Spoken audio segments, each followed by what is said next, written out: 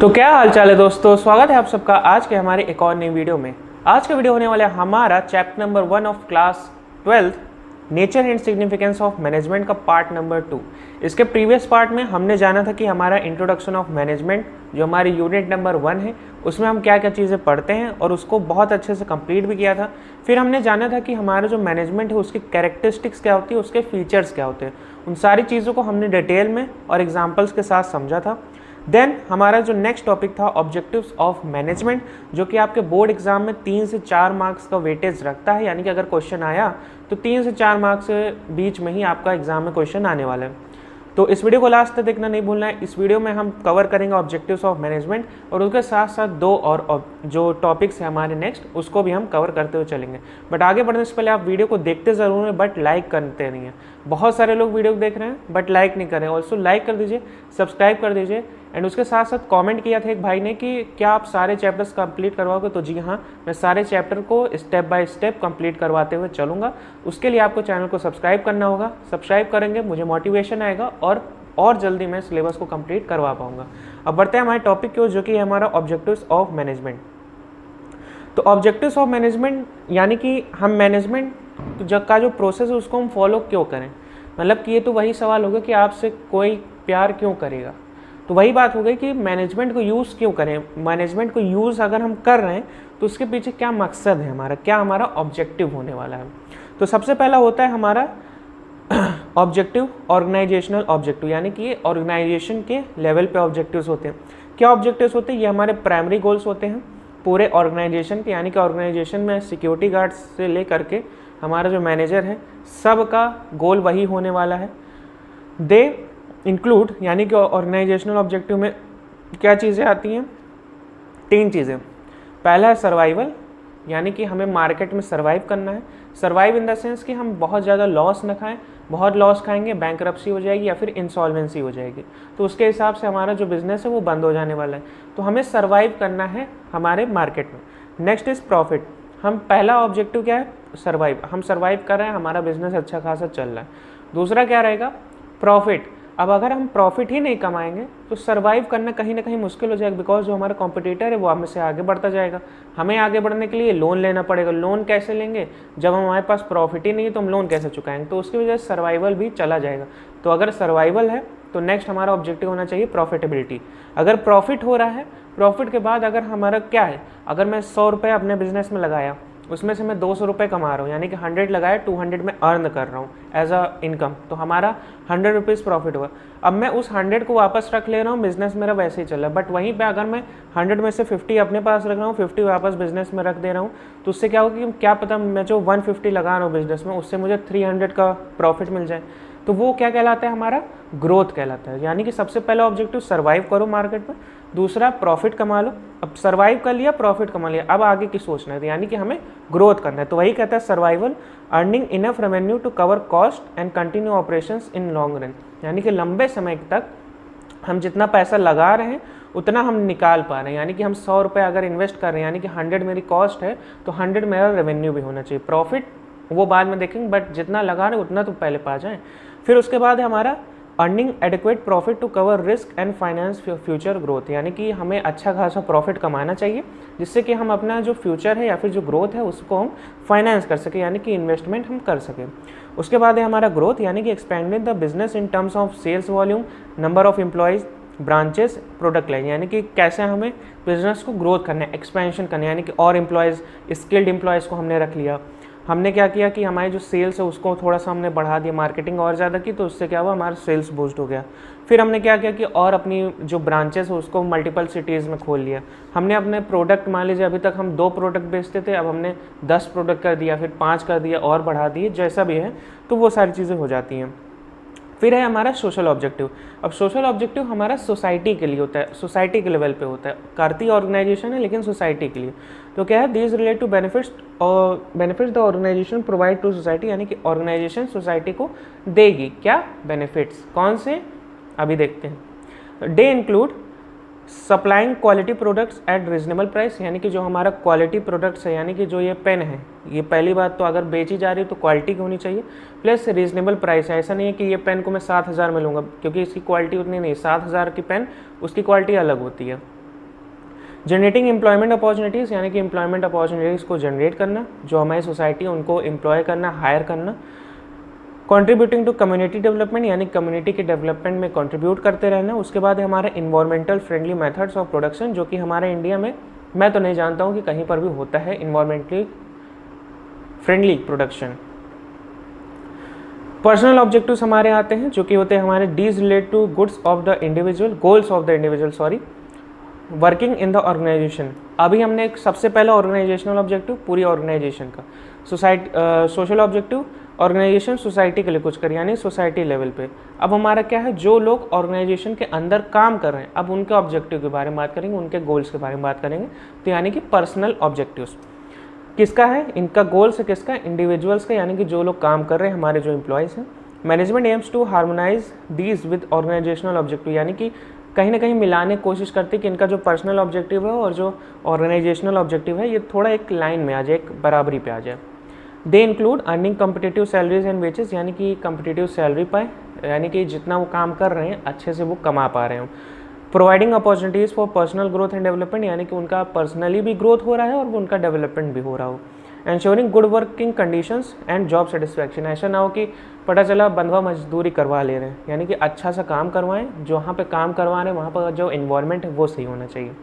Providing recognition and respect, यानी कि ऐसा नहीं होना चाहिए कि मान लीजिए अगर कोई हमारा लेबर है जिसको हमने हायर कर रखा है उसको हम बिल्कुल ही इज्जत नहीं दे रहे हैं, बिल्कुल तू तड़ा के करके बात कर रहे हैं, तो थोड़ा सा उसको रिस्पेक्ट दिखाना चाहिए, बिकॉज वो भी एक इंसान है भाई, कोई ऐसे मशीन या फिर कोई जानवर नहीं है, जानवर को भी इज्जत दिखाई जाती है।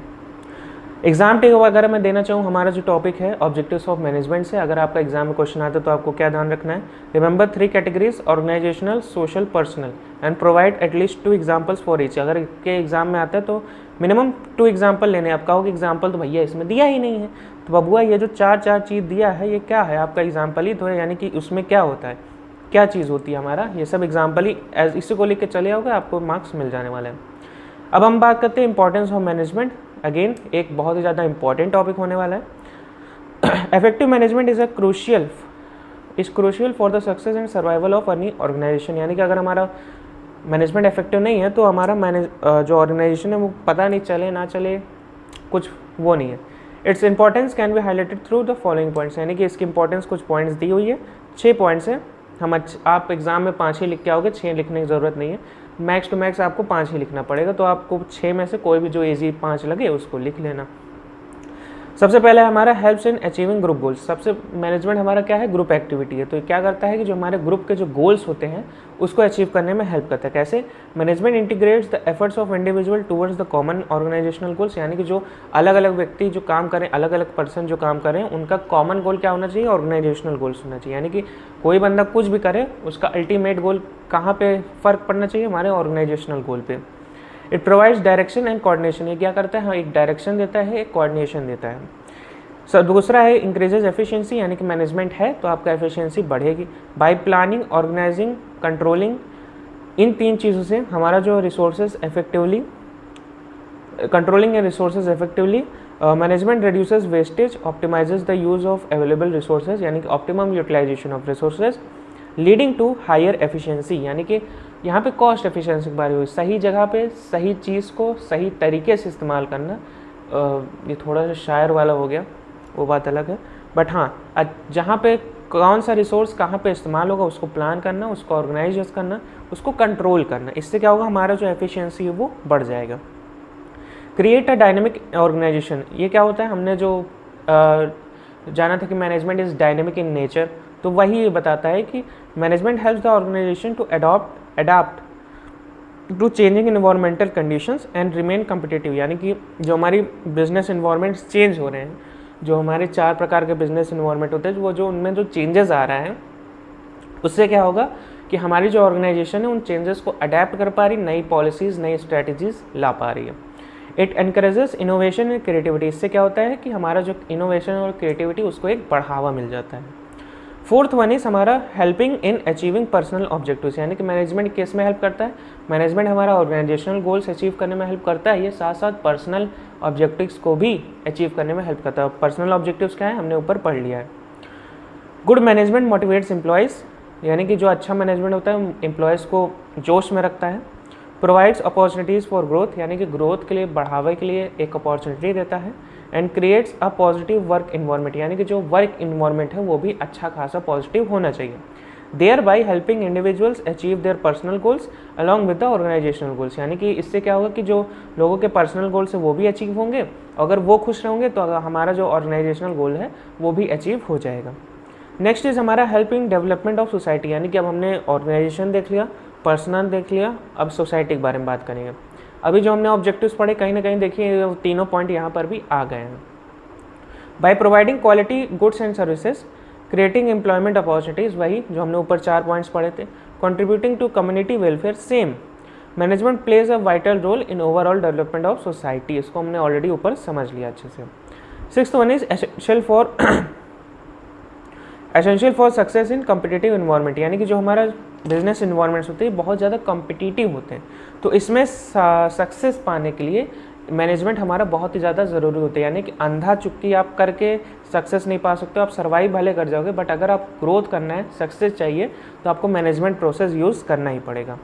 एग्जाम टिप दूँ तो choose at least 4-5 strong points and explain them clearly with examples if possible, यानी कि जो मैंने आपको कहा कि 4 से 5 पॉइंट आपको अच्छे से रट लेने, समझ लेने हैं। रटना नहीं अभी, अगर आप एग्ज़ाम के 1 महीना पहले देख रहे हो तो बात अलग है, अगर एग्ज़ाम के बहुत टाइम पहले देख रहे हो 2 महीने 3 महीने पहले, तो अभी रटने की ज़रूरत नहीं है। जब एग्ज़ाम के 1 महीना पहले आएगा तो ये जो मेरे नोट्स है PDF, इसको आराम से डाउनलोड कर लेना टेलीग्राम चैनल से, तब इसको आराम से रट लेना, बिकॉज अभी रटोगे तब तक आते आते भूल जाओगे कि क्या पढ़ा था। अब हमारा इस वीडियो का लास्ट टॉपिक स्टार्ट करते हैं, जो कि हमारा नेचर ऑफ मैनेजमेंट, यानी कि management as an art, management as a science, management as a profession, तीनों चीज़ के बारे में बात करेंगे। और ये भी आपके एग्जाम में 4 से 6 मार्क्स का पूछा जाता है। तो सबसे पहले क्या है कि this is frequently asked question, you need to discuss management from the perspective of art, science and profession. चलिए देखते हैं। अब अगर हम मैनेजमेंट एज एन आर्ट पढ़ें कि यानी कि मैनेजमेंट हमारी एक आर्ट है, तो क्या, क्यों है, कैसे है, क्या है, इसको हम अच्छे से समझते हैं। डेफिनेशन क्या है, आर्ट क्या होता है? आर्ट हमारा एक skill for personal application of existing theoretical knowledge to achieve desired results, यानी कि जो हमें रिजल्ट्स चाहिए उसको अचीव करने के लिए हम कुछ ऐसी थ्योरेटिकल नॉलेज होती है, यानी कि ऐसी थ्योरी को जो कि ऑलरेडी है उसको ले करके हम अपने तरीके से उसको इस्तेमाल करते हैं, अपने तरीके से उसको अप्लाई करते हैं, देन हमारा जो रिज़ल्ट है वो हमें मिल जाता है। तो यानी क्या है, आर्ट हमारा एक स्किलफुल और पर्सनल एप्लीकेशन है। किस चीज़ का? एग्जिस्टिंग थ्योरेटिकल नॉलेज का। क्यों करते हैं हम एग्जिस्टिंग थ्योरेटिकल नॉलेज का स्किलफुल एप्लीकेशन, पर्सनल एप्लीकेशन? क्योंकि हमें जो रिज़ल्ट है, डिज़ायर रिज़ल्ट, उसको अचीव करना होता है। इसमें क्या क्या होता है? इसमें क्रिएटिविटी आती है, इसमें प्रैक्टिस आती है, इसमें पर्सनल स्किल्स आती है। यानी कि अगर आप किसी चीज़ को स्किलफुल या फिर पर्सनल एप्लीकेशन करो तो आपके अंदर क्रिएटिविटी होनी चाहिए, उसके साथ साथ प्रैक्टिस अच्छी होगी। यानी कि आप आर्टिस्ट लोग को देखते हो जो आर्ट बनाते हैं, सबसे पहली आर्ट, अगर भी मैं भी कुछ आर्ट बनाना चाहूँ तो मेरे से नहीं बनेगा। वहीं पे अगर कोई ऐसा आर्टिस्ट जो 1000 बार सेम चीज़ बना चुका है, पहले से प्रैक्टिस है उसको, तो वो 1 मिनट में मुझसे बहुत अच्छा कुछ भी बना सकता है। क्यों? क्योंकि उसके पास प्रैक्टिस है। उसी तरीके से हमारी पर्सनल स्किल्स भी चाहिए होती हैं। अब हम जानते हैं कि डेफिनेशन ऑफ आर्ट समझ लिया, अब मैनेजमेंट को आर्ट की नज़रों से देखो। तो मैनेजमेंट एज एन आर्ट, तो क्या है? मैनेजमेंट में क्या होता है? स्किलफुल एप्लीकेशन होता है मैनेजरियल प्रिंसिपल्स एंड टेक्निक्स का, based on personal skills, creativity, intuitions experience to handle different situations and problem solve problems. यानी कि मैनेजमेंट में क्या होता है, जो हमारे मैनेजमेंट के जो प्रिंसिपल्स है, अभी आप आगे चढ़ के पढ़ोगे, जो नेक्स्ट चैप्टर रहेगा प्रिंसिपल्स ऑफ मैनेजमेंट, उसमें आप पढ़ोगे हमारे 2 तरीके के मैनेजमेंट प्रिंसिपल्स होते हैं, एक टेक्निकल होते हैं, एक ऐसे 2 तरीके होते हैं, आगे चल के आपको समझ में आ जाएगा। तो वो क्या होता है, वो एग्जिस्टिंग थ्योरेटिकल नॉलेज है। अब हम उसको एप्लीकेशन करते हैं, उसको अप्लाई करते हैं अपनी ऑर्गेनाइजेशन में। कैसे करते हैं? ऑर्गेनाइजेशन का नेचर ऑफ बिजनेस क्या है, कहाँ पे क्या इन्वायरमेंट है, उसके हिसाब से पर्सनल एप्लीकेशन होता है थ्योरेटिकल नॉलेज का। क्या है थ्योरेटिकल नॉलेज? हमारे केस में management principles.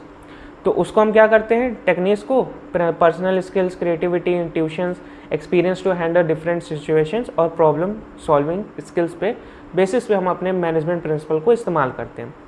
Similarities like art, management requires, management क्या चाहिए होता है? मैनेजमेंट में प्रैक्टिकल नॉलेज चाहिए होती है, यानी कि जो मैनेजर होते हैं उनको पता होना चाहिए कि थ्योरेटिकल कॉन्सेप्ट को रियल लाइफ सिचुएशन में कैसे अप्लाई करें। पता ही नहीं कि कैसे करेंगे तो नहीं हो पाएगा। पर्सनल स्किल, जो हमारे मैनेजर्स हैं उनके अंदर लीडरशिप, कम्युनिकेशन, मोटिवेशन, ये सारी पर्सनल स्किल्स ज़रूरी होती हैं। Creativity, manager need to come with innovative solution to problems, यानी कि मुसीबतों को सॉल्व करने का एक इनोवेटिव तरीका उनको आना चाहिए। Practice and dedication, continuous practice and experience led to mastery in management. अब हम देखते हैं मैनेजमेंट एज अ साइंस। तो सबसे पहले साइंस की डेफिनेशन, साइंस हमारा क्या है कि सिस्टमेटाइज बॉडी ऑफ नॉलेज है जो कि बेस है ऑन जनरल प्रिंसिपल्स, यानी कि साइंस में क्या होता है, हमारे प्रिंसिपल्स होते हैं, हमारे रूल्स होते हैं, हमारे एक्सेप्शंस होते हैं। तो उससे क्या होता है, उसके बेसिस पे हम अपना जो एक्सपेरिमेंट है उसको फॉलो करते हैं, मतलब एक्सपेरिमेंट को करते हैं। तो साइंस हमारा सिस्टमेटाइज बॉडी ऑफ नॉलेज है जो बेस करते हैं हमारा जनरल प्रिंसिपल्स पे, जो प्रिंसिपल्स हमारे टेस्टेड और वेरीफाइड दोनों, यानी कि उसको पहले टेस्ट किया गया फिर वेरीफाई किया गया तब हमें बताया गया। It involves cause and effect relationships, यानी कि अगर आप साइंस में क्या होता है, अगर कोई भी केमिकल को किसी के साथ मिला रहे हो तो अगर कॉज हो रहा है तो इफेक्ट भी आएगा। अब मैनेजमेंट साइंस कैसे है, तो management has developed certain principles, यानी कि मैनेजमेंट में प्रिंसिपल्स है जैसे साइंस के प्रिंसिपल्स होते हैं उसी तरीके से थ्योरीज भी हैं। Over time that provide framework for managerial actions, यानी कि मैनेजरियल एक्शंस के लिए फ्रेमवर्क देता है। और ये जो प्रिंसिपल्स हैं ये हमारे ऑब्जर्वेशन और एक्सपेरिमेंटेशन पे प्योरली बेस्ड होते हैं। कैसे बेस्ड होते हैं, आगे आगे सीधे जब आप प्रिंसिपल ऑफ मैनेजमेंट चैप्टर पढ़ोगे तो वहाँ पे इन सब चीज़ों के बारे में डिटेल में समझ में आएगा। अब सिमिलैरिटीज़ देखते हैं साइंस और मैनेजमेंट के बीच में। सबसे पहले सिस्टमेटाइज बॉडी ऑफ नॉलेज, यानी कि there are well defined theories and principles of management. दूसरा है हमारा principles based on observation as experimentation, यानी कि साइंस और मैनेजमेंट दोनों के जो प्रिंसिपल्स वो ऑब्जर्वेशन पे बेस्ड हैं, बनाए गए हैं, एक्सपेरिमेंट करके बनाए गए हैं। कॉज एंड इफेक्ट रिलेशनशिप, यानी कि management principles aim to establish relationship between actions and outcomes, यानी कि कुछ भी करोगे तो आउटकम उसका आना चाहिए। यूनिवर्सल वैलिडिटी विद मॉडिफिकेशंस, यानी कि जैसे कि हमारे मैनेजमेंट प्रिंसिपल्स हैं जो कि जनरली एप्लीकेबल हैं, they may need to adapted to specific situations, यानी कि आपका बिजनेस कैसा है, हर बिजनेस में हर तरह का मैनेजमेंट नहीं लग सकता है, आपको अपना पर्सनल स्किल्स वहाँ पे लगाना पड़ेगा। अब लास्ट टॉपिक जो कि हमारा मैनेजमेंट एज अ प्रोफेशन, यानी कि अगर हमारा मैनेजमेंट एक प्रोफेशन है तो कैसे करेंगे। प्रोफेशन की डेफिनेशन क्या होती है कि profession is an occupation that requires specialised knowledge and skills, यानी कि प्रोफेशन में क्या होता है, स्पेशलाइज्ड नॉलेज एंड स्किल्स होती है। फॉर्मल ट्रेनिंग एंड एजुकेशन होता है, adherence to a code of conduct होता है, and has a primary motive of service to society, जैसे कि हमारे प्रोफेशनल होते हैं, डॉक्टर्स होते हैं, लॉयर्स होते हैं, हमारे जो चार्टर्ड अकाउंटेंट्स होते हैं, ये सब क्या होते हैं, हमारे प्रोफेशनल होते हैं। कैसे होते हैं, इनके पास इनके फील्ड में जो भी है इनका स्पेशलाइज्ड नॉलेज होता है, जैसे कि लॉयर को लॉ में नॉलेज है, डॉक्टर है उसको मेडिकल फील्ड में नॉलेज है, चार्टर्ड अकाउंटेंट उसको फाइनेंस, ऑडिट, टैक्सेशन, इन सब चीज़ों के बारे में नॉलेज है। उसके बाद सब में ट्रेनिंग होती है, सब की पढ़ाई होती है, एग्ज़ाम्स होते हैं, उनका कोड ऑफ कंडक्ट होता है, एंड उनका जो प्राइमरी मोटिव होता है कि लोगों को सेवा करना। तो उसी तरीके से हमारा मैनेजमेंट भी प्रोफेशन कैसे होता है अब जानते हैं। Management is increasingly being recognised as a profession due to the following, यानी कि क्यों माना जाता है इसमें देखते हैं। क्योंकि मैनेजमेंट का भी सिस्टमेटाइज बॉडी ऑफ नॉलेज है। A vast body of knowledge exist in the field of management. Formal education and training, there are numerous management institutes that programmes offering specialised education and training, यानी कि जैसे बहुत सारे schools होते हैं, बहुत सारे कॉलेजेस जो मैनेजमेंट का कोर्सेज बेचते हैं, यानी कि मैनेजमेंट के कोर्सेज को बच्चों को पढ़ाते हैं। तो क्या हो गया हमारा फॉर्मल एजुकेशन एंड ट्रेनिंग वाला पॉइंट भी हो गया। फिर professional association, several management association exist that promote professional standards and ethics.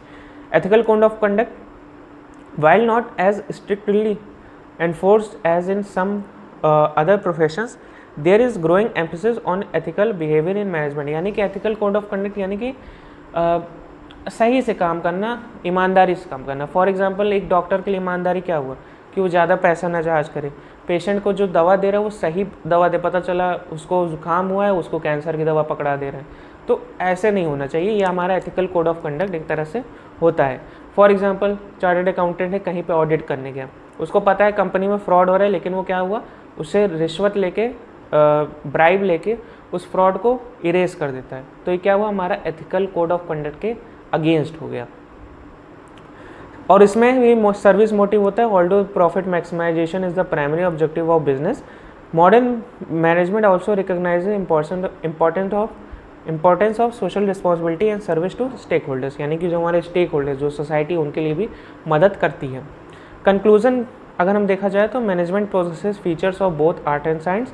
It is considered as an art because it involves skilful application of theoretical knowledge and personal touch. देखो conclusion ये मैं अपनी तरफ से ऐड किया हूँ। अगर आपको तीनों पॉइंट समझने के बाद एक ब्रीफ में समझना हो टॉपिक क्या है, अगर मान लो आप जल्दी जल्दी रिवाइज करो तो इतना पढ़ने की जगह ये 4-5 लाइन पढ़ लोगे तो आपको एक रिवीजन हो जाएगा। बट एग्ज़ाम में इसको मत लिख के आना, एग्ज़ाम में ये और एग्ज़ाम टिप ये चीज़ मत लिखाना, बाकी ऊपर का जो है उसको लिख के आप एग्ज़ाम में आ सकते हो। तो क्या है कि हमारा it also a science because it is a systematised body of knowledge based on certain principles. While it is moving towards becoming a full-fledged profession, it does not entirely meet all the criteria yet, especially in terms of strict and universally enforced code of conduct and primarily service motive over profit. वही चीज़ें कही गई हैं, repeated है, बाकी कुछ अलग से नहीं है। एग्जाम टिप अगर मैं देना चाहूँ तो है present a balanced view arguing for management as a both art and a science and then discuss its progress towards becoming a profession, यानी कि मैनेजमेंट हमारा आर्ट बन चुका है, साइंस बन चुका है, बट अभी प्रोफेशन पूरी तरीके से बना नहीं है, अभी वो इन प्रोसेस है, वो बन रहा है, बनने का ट्राई कर रहा है। तो ये था हमारा वीडियो आज के लिए। अब हम मिलेंगे पार्ट 3 में, जो कि होपफुली लास्ट पार्ट भी होने वाला है। बट इस वीडियो को यहाँ तक देखा है तो थैंक यू सो मच। इस वीडियो को लाइक करना नहीं भूलना है, सब्सक्राइब कर दीजिए चैनल को, अगर यहाँ तक वीडियो देख रहे हो तो सब्सक्राइब कर दो और कमेंट कर दो कुछ भी जो भी मन में आए। मिलता हूँ मैं आपसे अगले वीडियो में, तब तक के लिए अपना ख्याल रखें, अपने पेरेंट्स का ख्याल रखें। जय हिंद।